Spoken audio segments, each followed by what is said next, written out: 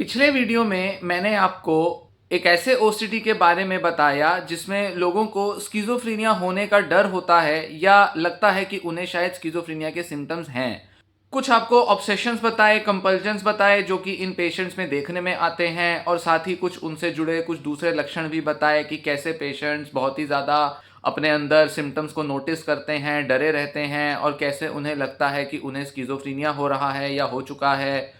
और साथ ही आपको बताया कि कैसे हम ओसीडी और स्किज़ोफ्रेनिया के ऑब्सेशंस और डिल्यूजन्स में फ़र्क करना सीख सकते हैं, क्या इनमें बेसिक मूल फ़र्क अंतर होते हैं। अब इस वीडियो में उसी चर्चा को आगे कंटिन्यू करते हुए मैं आपको कुछ ट्रीटमेंट की स्ट्रेटजीज बताऊंगा कि कैसे इस तरह के ओसीडी को ठीक किया जाता है। किसी भी तरह के ओसीडी का इलाज दवाओं के अलावा सीबीटी की मदद से होता है। सीबीटी मतलब कॉग्निटिव बिहेवियर थेरेपी। और कॉग्निटिव बिहेवियर थेरेपी में जो बिहेवियर थेरेपी है उसकी एक स्पेशलाइज्ड फॉर्म, एक टेक्निक होती है जिसे कहते हैं एक्सपोजर एंड रिस्पॉन्स प्रिवेंशन या exposure and ritual prevention, ERP short में कहेंगे। इसकी मदद से ओसीडी के लक्षणों को दूर किया जा सकता है। तो आइए अब मैं आपको थोड़ा डिटेल में बताता हूं कि ये थेरेपीज किस तरह से अमल में लाई जाती हैं और कैसे ये इस तरह के ओसीडी के पेशेंट्स को रिलीफ देने में मदद देती हैं। पहले बताऊंगा कॉग्निटिव बिहेवियर थेरेपी के बारे में, जो कि एक जनरल सी टेक्निक्स हैं जो कि हर पेशेंट के साथ लगानी ही पड़ती हैं। सीबीटी के अंदर पेशेंट को अपने जो भी डिस्टॉर्टेड, बदले हुए, एबनॉर्मल से जो थॉट पैटर्न्स हैं उनको ठीक करना होता है। क्योंकि पेशेंट्स को ये ओसीडी तभी डेवलप हुआ जब वो कुछ नेगेटिव थॉट पैटर्न्स डेवलप कर गए, चाहे उसके रीजंस कुछ भी हों। तो इन थॉट पैटर्न्स को, थिंकिंग स्टाइल को बदलने का काम किया जाता है सीबीटी में। पेशेंट के अंदर कई तरह के बिलीव्स हो सकते हैं, नेगेटिव तरीके के एटीट्यूड्स हो सकते हैं, अपने ओसीडी को लेकर कई तरह के नेगेटिव रिएक्शंस पेशेंट्स देते हैं, माइंड में बहुत ज़्यादा इमोशंस आती हैं, एंग्जाइटी आती हैं। तो उन एंग्जाइटीज़ के लिए पेशेंट बहुत ज़्यादा अच्छी टेक्निक नहीं लगा पाता, तो टेक्निक सीखनी है कि कैसे पेशेंट अपने इन लक्षणों को हैंडल करे। ओसीडी का जो ये वाला सब टाइप है जिसमें स्किज़ोफ्रेनिया का फियर होता है, इसके लिए ज़रूरी होगा कि पेशेंट अपने नॉर्मल से जो मेंटल एक्सपीरियंस है उसको लेकर जो कैटेस्ट्रॉफिक इंटरप्रिटेशन देता है, लगता है कि मैं पागल हो जाऊंगा, मुझे स्किज़ोफ्रेनिया हो जाएगा, मुझे हॉस्पिटल में एडमिट कराना पड़ेगा, जिंदगी भर हॉस्पिटल में ही रहना पड़ेगा, सब तरफ से बेकार हो जाऊंगा, घर बार छोड़ना पड़ जाएगा, सड़कों पे आ जाऊंगा, अनएम्प्लॉयड रह जाऊंगा। इस तरह के जो बड़े सारे कैटेस्ट्रॉफिक इंटरप्रिटेशंस होते हैं इन्हें बदलना पड़ता है। साथ ही जिन नॉर्मल से मेंटल एक्सपीरियंस को भी पेशेंट एक स्किज़ोफ्रेनिया का लक्षण समझ रहा है, उस इंटरप्रिटेशन को भी चेंज करना होता है, जिससे कि पेशेंट अपने नॉर्मल मेंटल एक्सपीरियंस को नॉर्मल ही देखे, उसको एक नॉर्मल फीलिंग या थॉट की तरह देखे, और अपने ये जो ओवरऑल कंसर्न है, इश्यूज हैं, डर हैं, इसको ओसीडी का ही एक सिम्टम जाने। क्योंकि अगर पेशेंट अपने मेंटल एक्सपीरियंसेस को स्किज़ोफ्रेनिया का नाम देता रहेगा तब तक वो परेशान रहेगा, डरता रहेगा, कैटेस्ट्रोफाइज करेगा। पर एक बार जब वो अपने इन सिम्टम्स को ऑब्सेशन का नाम देना शुरू करेगा तो पेशेंट धीरे धीरे अपनी मदद करना शुरू कर देगा। तो इस तरह के ये दोनों टेक्निक्स और मेथड जो हैं ये पेशेंट को यूज करने पड़ते हैं। अब सबसे पहला पड़ाव, सबसे पहला स्टेज आता है अपने इलाज में, वो होता है साइको एजुकेशन। मतलब अपनी प्रॉब्लम्स और अपनी ये जो भी सिम्टम्स चल रहे हैं इसके पीछे की जो साइकोलॉजी है उसको लेकर पेशेंट को खुद को एजुकेट करना ज़रूरी है। इसे कहा जाता है साइको एजुकेशन। मतलब अपनी प्रॉब्लम्स, अपनी बीमारी को लेकर साइकोलॉजिकल लेवल पर एक नॉलेज और अंडरस्टैंडिंग डेवलप करना। इनफैक्ट ये जो सारे वीडियोस मैं बना रहा हूँ इस बीमारी के ऊपर, ये सारा साइको एजुकेशन का ही काम है। पहले वीडियो में जो मैंने लक्षण बताए, ओसीडी और स्किज़ोफ्रेनिया में फ़र्क क्या होता है ये बताया, ये सारा साइको एजुकेशन का ही कंटेंट है। तो इसके लिए ज़रूरी होता है कि पेशेंट अच्छे से समझे कि ओसीडी कैसे काम करता है और स्किज़ोफ्रेनिया की बीमारी कैसे देखने में आती है। जब पेशेंट ओसीडी और स्किज़ोफ्रेनिया के बीच के फ़र्क को समझेगा, वो जानेगा कि कैसे जिन्हें वो स्किज़ोफ्रेनिया का सिम्टम समझ रहा है वो एक्चुअल में स्किज़ोफ्रेनिया का सिम्टम ना होकर केवल एक नॉर्मल सा थॉट या एक फिजिकल या इमोशनल सेंसेशन है। तो पेशेंट के मन में ये जो बेटर अंडरस्टैंडिंग बनेगी, इसकी मदद से पेशेंट अपने ओसीडी को हैंडल करने की ताकत जुटा पाएगा। बहुत से पेशेंट जानते तो हैं कि उनको ओसीडी है और उन्हें पता है, उन्हें जानकारी है कि उनको स्किज़ोफ्रेनिया का डर वाला ओसीडी है, पर फिर भी पेशेंट के अंदर कहीं ना कहीं कॉन्सेप्चुअल क्लैरिटी की कमी रहती है, जिस वजह से वो स्किज़ोफ्रेनिया के लक्षणों को ही ज़्यादा इंटरप्रेट करते हैं। वो अपने नॉर्मल सेंसेशंस और थॉट्स को भी स्किज़ोफ्रेनिया का लक्षण मानते हैं और जितना ज़्यादा वो अपने इन मेंटल एक्सपीरियंस को एक ओसीडी के रूप में देखेंगे, उतना ज़्यादा उनको मदद मिलेगी अपने को रिलीफ देने में। तो ये जो अंडरस्टैंडिंग है, ये जितनी ज़्यादा हो उतनी कम है। जब जब इसकी ज़रूरत पड़े तब तब लेनी पड़ती है ये समझ और अंडरस्टैंडिंग। ऐसा नहीं है कि बस एक बार कहीं पढ़ लिया, जान लिया तो आपका अंडरस्टैंडिंग का काम पूरा हो गया। आपको बार बार अपने को साइको एजुकेट करना पड़ता है। इसके लिए पेशेंट को यह भी समझना होता है कि हमारा नॉर्मल माइंड एक्चुअल में काम कैसे करता है। सिर्फ एबनॉर्मल माइंड, ओसीडी माइंड या स्किज़ोफ्रेनिया माइंड को नहीं समझना, पेशेंट को नॉर्मल माइंड की फंक्शनिंग के भी कई छोटे बारीक पहलू समझने होते हैं कि कैसे हमारे मन में रैंडम थॉट्स आती हैं, कैसे हम अपनी सेंसेशंस को कई बार मिस इंटरप्रेट करते हैं, कैसे हमारे मन में वहम काम करता है, कैसे हम किसी चीज़ का गलत मीनिंग और गलत इंटरप्रिटेशन निकाल लेते हैं, कैसे हमारे जो कई सारे थॉट हैं वो बड़े ही वियर्ड से, बड़े ही अजीब से दिखाई पड़ते हैं, कैसे ये बड़ा नॉर्मल बात होती है कि लोगों के मन में काफ़ी ऑड और काफ़ी अनयूजुअल से थॉट्स और सेंसेशंस आते हैं, किस तरह से नॉर्मल लोग, आम लोग जिनको की कोई बीमारी नहीं है, वो भी इस तरह के सेंसेस और थॉट्स एक्सपीरियंस करते हैं। ये जब सारी चीज़ें पेशेंट एक नॉर्मल सेंस में भी समझता है, एबनॉर्मल तरह से भी जानता है, तो धीरे धीरे उसको खुद को बेहतर बनाने में मदद मिलती है। क्योंकि ये अंडरस्टैंडिंग जब दिमाग के सबकॉन्शियस में बैठ जाती है तो पेशेंट को अपनी थेरेपी की टेक्निक्स लगाने में मदद मिलती है। बहुत से पेशेंट्स क्या करते हैं, थोड़ा बहुत पढ़ लिया, सिम्टम्स के बारे में जान लिया, सोचते हैं हमें पूरा ज्ञान हो गया। और जबकि यहीं पर एक चूक हो जाती है, क्योंकि अलग अलग लेवल पर अलग अलग तरह से आपको ये नॉलेज और अंडरस्टैंडिंग लेनी पड़ती है। कई बार आप थोड़ी नॉलेज के लिए कैपेबल हो, आप में बहुत ज़्यादा क्षमता नहीं कि आप ज़्यादा समझ पाओ, तो धीरे धीरे जैसे जैसे आप रिकवर करते जाते हो आपकी अंडरस्टैंडिंग और ज़्यादा बढ़ती जाती है। इसके लिए जब आप थेरेपिस्ट से ये सब चीज़ें डिस्कस करते हो तो थेरेपिस्ट भी आपको अलग अलग तरह से बताता है कि किस सिम्टम को कैसे समझना है, जानना है और उसके लिए क्या रवैया अपनाना है। तो बीमारी और लक्षणों की समझ और टेक्निक की एप्लीकेशन दोनों साथ साथ चलती है। इसलिए ये नहीं कह सकते कि बस एक बार हमने पढ़ लिया, जान गए, अब बस टेक्निक बताओ कि इसको दूर कैसे करना है। नहीं, टेक्निक के साथ साथ आपको सही तरह से अंडरस्टैंडिंग बनाते रहना पड़ता है। अब दूसरा पहलू आता है कॉग्निटिव बिहेवियर थेरेपी का, कॉग्निटिव रीस्ट्रक्चरिंग। इसमें अपने डिस्टॉर्टेड थॉट्स और बिलीव्स को बदलना पड़ता है। हमारे बिलीव्स और हमारे जो थॉट्स हैं अपने को लेकर, अपने सिम्टम्स को लेकर, अब वो बहुत नॉर्मल नहीं रहे, उसके अंदर काफ़ी नेगेटिविटी आ गई है। जैसे पेशेंट को लगता है कि अच्छा ये थॉट मुझे आई, ये मुझे फिजिकल या मेंटल सेंसेशन हुई, इसका मतलब है कि मुझे स्किज़ोफ्रेनिया है, ये कोई डिल्यूजनल एक्सपीरियंस हो सकता है, या हो सकता है ये कोई मुझे हेलुसिनेशन हुआ। तो इस तरह से जो पेशेंट ने अपने थॉट को या फिजिकल या मेंटल सेंसेशन को जो बड़ा ही स्किज़ोफ्रेनिया का मीनिंग दिया, इस मीनिंग को बदलना पड़ता है। इस तरह से हम अपने मन की डिस्टॉर्शन को बदलते हैं और उसे हेल्दी बनाते हैं। फिर इसी के अंदर पेशेंट को अपनी कुछ कैटास्ट्रोफिक इंटरप्रिटेशंस को नॉर्मलाइज करना पड़ता है, रियलिस्टिक इंटरप्रिटेशंस बनानी पड़ती हैं। जैसे कि अगर कोई रैंडम सी थॉट मन में आती है, कॉन्शियस माइंड में दिखाई पड़ती है, लगता है कि अचानक से थॉट क्यों आई, तो इस थॉट के आने का मतलब ये नहीं है कि मेरे मन में अब ये सारी रैंडम थॉट्स आती ही जाएंगी, थॉट्स पर मेरा कोई कंट्रोल नहीं रहेगा। नहीं, जबकि ये थॉट का आना एक नॉर्मल सी घटना भी हो सकती है, या इस थॉट को बहुत ही नेगेटिवली देखना ये मेरी एंग्जाइटी या ओसीडी का लक्षण है। इसका मतलब ये नहीं कि मैं अपना माइंड पर कंट्रोल खो दूंगा और मुझे स्किज़ोफ्रेनिया का डायग्नोसिस मिल जाएगा, ऐसा मतलब नहीं है इसका। तो इस तरह से पेशेंट को नए तरीके से अपने रैंडम थॉट के एक्सपीरियंस को या अनयूजुअल थॉट के एक्सपीरियंस को नए तरीके से इंटरप्रेट करना पड़ता है, और इस इंटरप्रिटेशन को नए नए तरीके से री करना पड़ता है, बढ़ावा देना पड़ता है, ताकि दिमाग का जो सोचने का, देखने का तरीका है अपने इन रैंडम थॉट्स को, वो बदल जाए। तो ये आदतें बनानी पड़ेंगी, तभी आप अपने इन रैंडम थॉट्स या सेंसेशंस के एक्सपीरियंस को लेकर एक नया एटीट्यूड अपनाओगे, तब जाकर आपको ये एक स्किज़ोफ्रेनिया का लक्षण नहीं दिखाई देगा, जबकि आपको एक नॉर्मल मेंटल एक्सपीरियंस ही दिखाई देगा। तभी धीरे धीरे आपके मन में ये जो ओसीडी के डाउट्स होते हैं अपने इन मेंटल एक्सपीरियंस को लेकर, ये डाउट्स गिर जाएंगे। तीसरा इंपॉर्टेंट पहलू होता है कॉग्निटिव रीस्ट्रक्चरिंग का, कि हमें अपने जो फियर्स हैं कि क्या हो सकता है या क्या हो जाएगा, उस फियर को भी दूर करने के लिए अनसर्टेनिटी को टॉलरेट करना सीखना पड़ता है। क्योंकि ओसीडी या कोई भी दूसरे एंजाइटी की बीमारी अनसर्टेनिटी पर ही पलती बढ़ती है।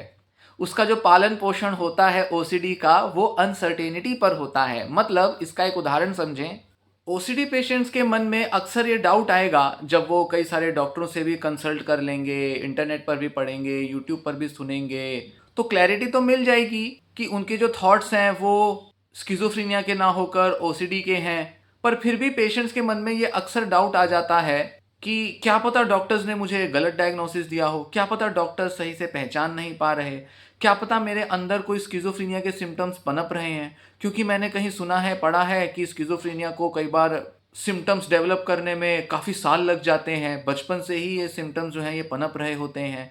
तो क्या पता मेरे अंदर एक्चुअल में साइकोटिक सिम्टम्स हैं, पर कोई डॉक्टर्स या शायद मैं खुद भी इन्हें पहचान नहीं पा रहा।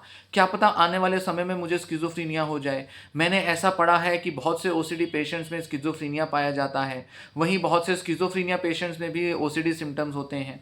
क्या पता मेरा भी ओसीडी कुछ ऐसा है जिसमें साइकोटिक सिम्टम्स भी हैं।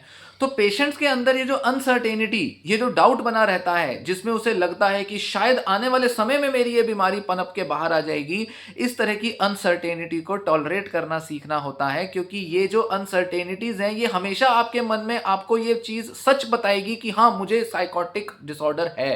पर ये अनसर्टेनिटी भी ओसीडी का पार्ट है, ये भी ओसीडी का एक लक्षण है, और इस अनसर्टेनिटी को, जिसके लिए कोई डॉक्टर आपको कभी कन्विंस कर ही नहीं सकता, इसको आपको टॉलरेट करना सीखना पड़ता है और इससे बाहर आना होता है, जानते हुए कि ये भी ओसीडी का एक लक्षण है, और जो मैं सोच रहा हूँ या जान रहा हूँ या जो मैंने सुना है इधर उधर से, वो सिर्फ मेरे मन में एक चिंता दे रहा है, जबकि एक्चुअल में मुझे स्किज़ोफ्रेनिया नहीं होगा। तो स्किज़ोफ्रेनिया नहीं होगा या स्किज़ोफ्रेनिया आपको नहीं है, इस बारे में पक्का होने के लिए मन का ये जो डाउट, अनसर्टेनिटी है, इसको टॉलरेट करना सीखना पड़ता है। ये भी हम कॉग्निटिव थेरेपी में करना सीखते हैं।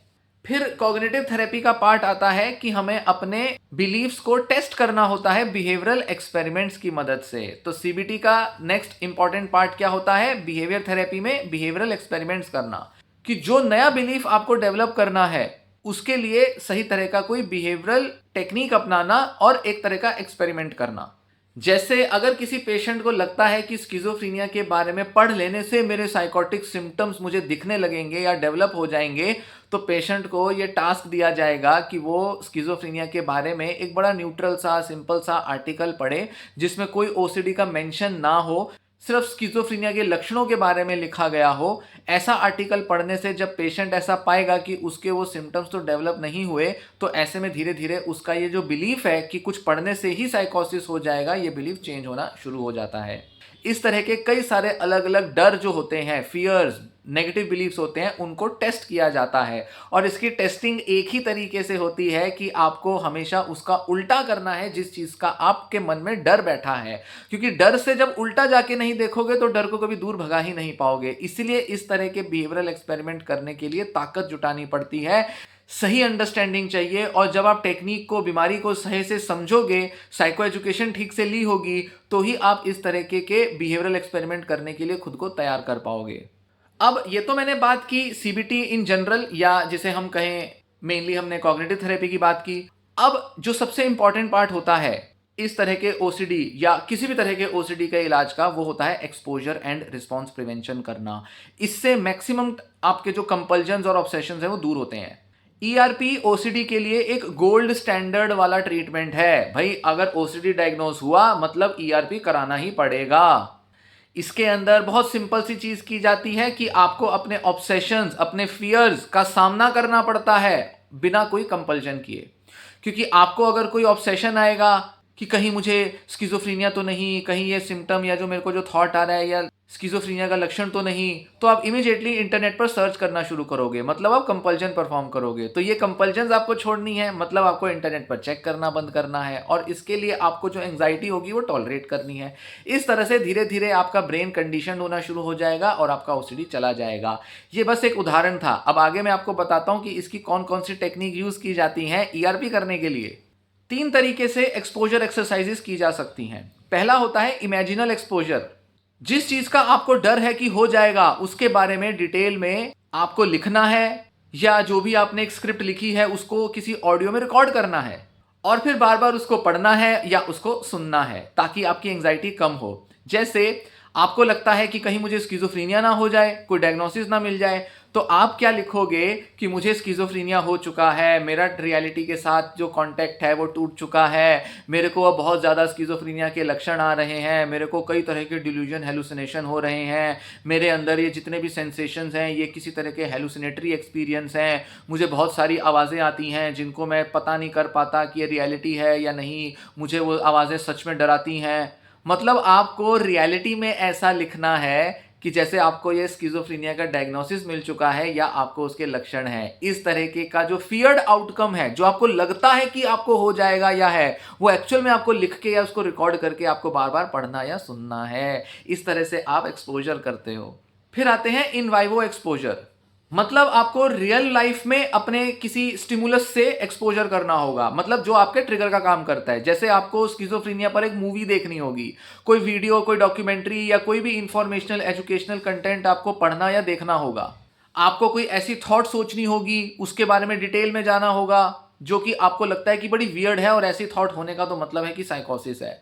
जैसे कोई भी डिल्यूजन है तो आपको अपने उस डिल्यूजन को एक्ट करना होगा। जैसे मान लीजिए आपको लगता है कि आपके किसी घर वाले पर आपको शक तो नहीं हो रहा, कहीं ये स्किज़ोफ्रेनिया का लक्षण तो नहीं, कहीं मुझे डिल्यूजन तो नहीं, तो आप एक्चुअल में बार बार उस चीज़ के बारे में सोचोगे और उस चीज़ को थोड़ा सा इनेक्ट करने की कोशिश करोगे कि अच्छा, ये मेरी मम्मी ने अभी खाना बनाया, इन्होंने ज़रूर उसमें कुछ डाल दिया है, अब ये मेरे को खाना दे रही हैं, ये मुझे मारना चाहती हैं, इस खाने को अब मुझे चेक करना पड़ेगा, इसके लिए मुझे कोई केमिकल टेस्ट करना पड़ेगा, कोई तो तरीका मुझे ढूंढना है जिससे कि मैं अपने खाने में चेक कर पाऊँ कि कुछ मिला तो नहीं दिया है, मेरे को चेक करना पड़ेगा कि मेरे आसपास घर में कोई सीसीटीवी कैमरे तो नहीं लगे। मतलब आपको एक्चुअल में अपने को वो ट्रिगर देने हैं और उस तरह से सोचने के लिए थोड़ी देर के लिए अपने को कन्विंस करना है जिस चीज़ का आपको डर है। अगर आपको कोई सेंसरी एक्सपीरियंस होता है जिसमें कि आपको लगता है कि ये साइकोसिस का सिम्टम हो सकता है, तो उस तरह का सेंसरी एक्सपीरियंस को रिक्रिएट करना है। जैसे मान लीजिए आपको कोई लगता है कि कोई आवाज़ आ रही है जो कि शायद आप ही को आ रही है, औरों को नहीं आ रही, तो क्या मुझे साइकोसिस है, क्या ये हेलुसिनेशन है? तो आपको अपने एनवायरनमेंट में ऐसी आवाज़ों पर और ज़्यादा ध्यान देना है जो कि आप बारीकी से ही नोटिस कर सकते हो।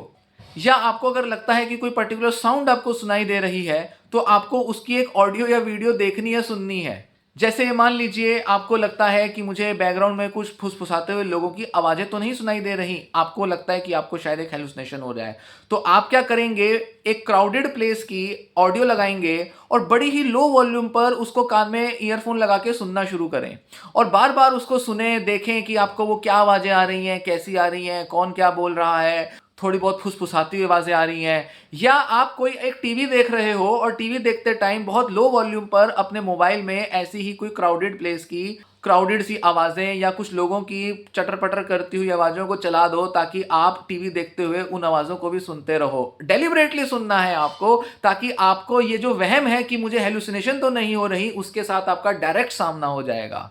इस तरह से हो सकता है कि आपको टेक्टाइल हेलुसिनेशंस का भी फियर हो, मतलब मेरे शरीर पे कुछ चलता हुआ महसूस हो रहा है, तो आप क्या करेंगे, आंखें बंद करके बैठेंगे और अपने बॉडी पे नोटिस करेंगे और जगह जगह महसूस करेंगे कि कहाँ कहाँ आपको फिजिकल सेंसेशंस हो रही हैं। इस तरह के कोई भी हेलुसिनेशन या डिल्यूजन को हम प्रैक्टिस कर सकते हैं और उसके एक फेक सिम्टम को भी क्रिएट करके एक्सपोजर कर सकते हैं। नेक्स्ट आता है रिस्पॉन्स प्रिवेंशन। अभी बताया एक्सपोजर कैसे कर सकते हैं, अब बताऊंगा कि रिचुअल प्रिवेंशन मतलब कंपल्जन ना करना, ये कैसे हम कर सकते हैं।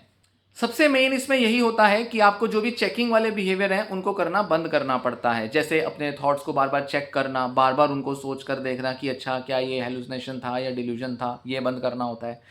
इंटरनेट पर रिसर्च करनी बंद करनी पड़ती है, लोगों से पूछना या कंफर्म करना बंद करना होता है, डॉक्टरों को कंसल्ट करना बंद करना होता है।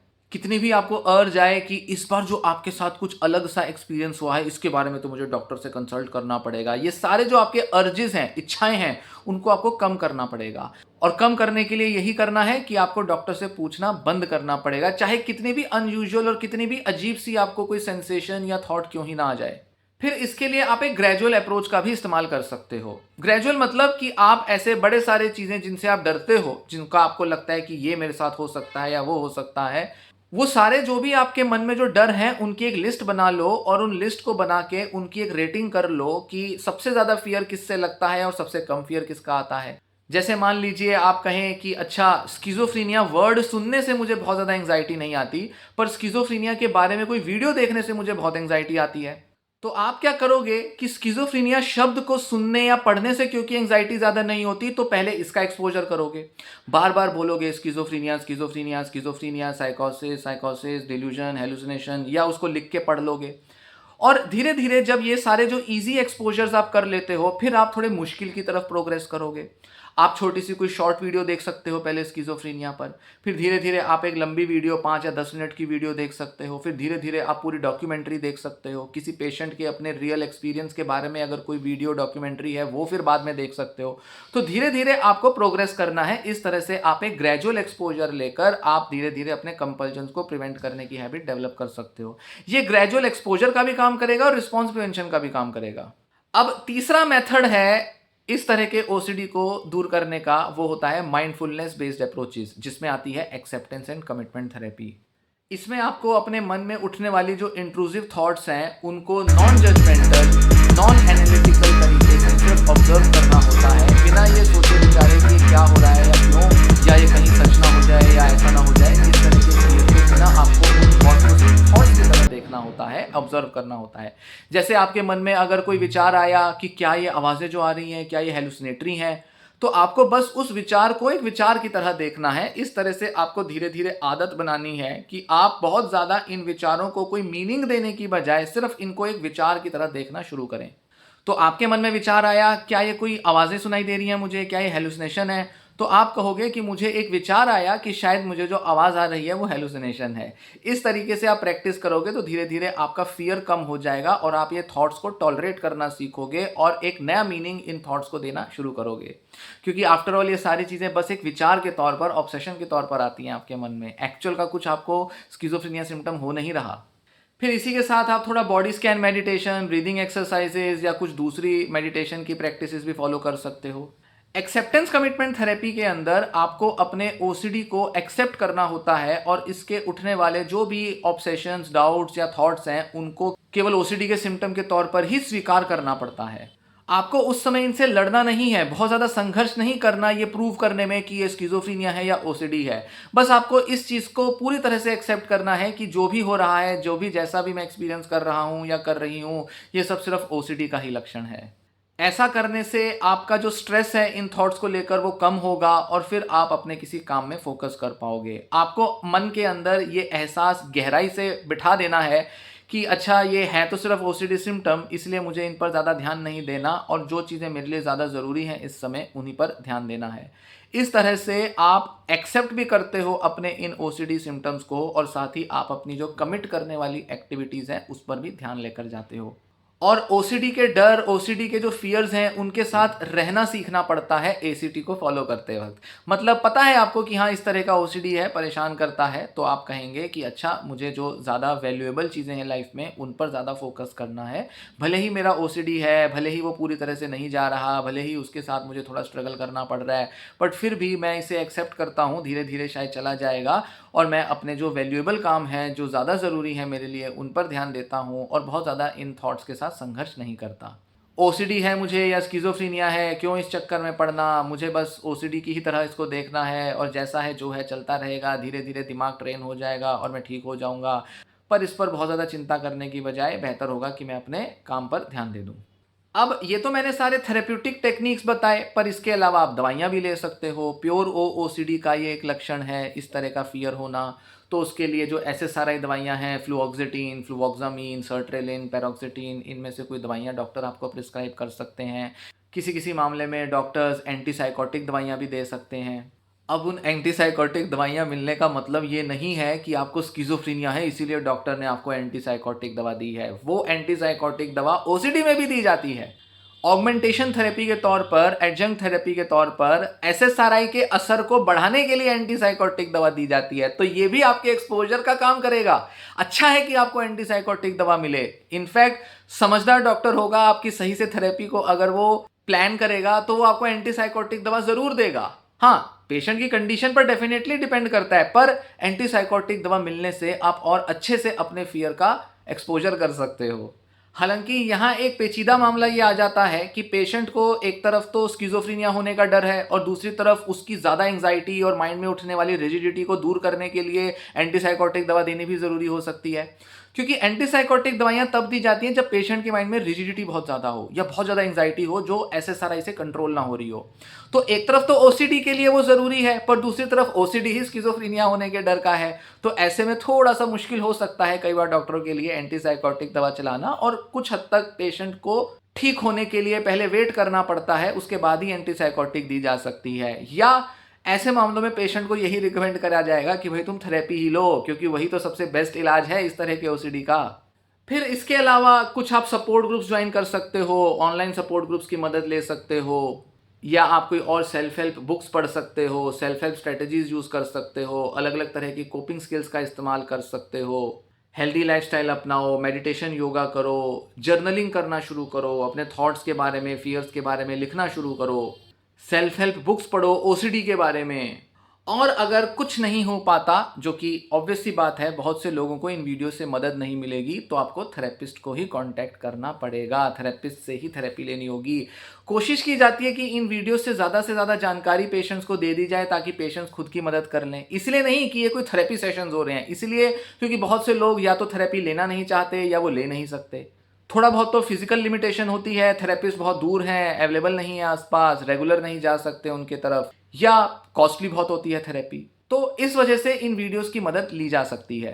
पर अगर कुछ काम नहीं कर रहा तो ऑनलाइन थेरेपी या कुछ और तरीके से थेरेपी की मदद लें ताकि आप अपने इस ओसीडी को दूर भगा पाएँ। तो ये रही पूरी जानकारी 2 पार्ट्स में कि किस तरह से लोगों में स्किज़ोफ्रेनिया का फ़ियर जगह बना लेता है, कैसे वो अपने मन में उठ रही थॉट्स या कोई भी ऐसी ऑडिटरी सेंसेशन को एक स्किज़ोफ्रेनिया लक्षण का नाम देते हैं, और कैसे इस तरह के ओसीडी के अलग अलग लक्षण दिखाई देते हैं, क्यों एक ओसीडी का जो सिम्टम है वो एक्चुअल में एक साइकोटिक सिम्टम लगता है, और कैसे हम इस तरह के ओसीडी को दूर भगा सकते हैं, कैसे अलग अलग जो साइकोथेरेपी की टेक्निक्स हैं वो काम करती हैं, cognitive therapy, behaviour therapy, ERP और कई दूसरे थेरेपीज़ की मदद लेकर पेशेंट्स अपने को ठीक कर सकते हैं। इस तरह की और जानकारी आगे की वीडियोस में दूंगा। ज़रूरत हुई तो इस टॉपिक पर थोड़ा और डिटेल्ड वीडियो बनाऊंगा जिसमें स्पेसिफिकली ईआरपी पर ही डिस्कस करूंगा, क्योंकि मेन तो वही है जो सब पेशेंट्स को करना है। तो इसलिए कोशिश करूंगा कि आगे कुछ ऐसी डिटेल्ड वीडियो बनाऊं। ये वीडियो यहीं समाप्त होती है। धन्यवाद।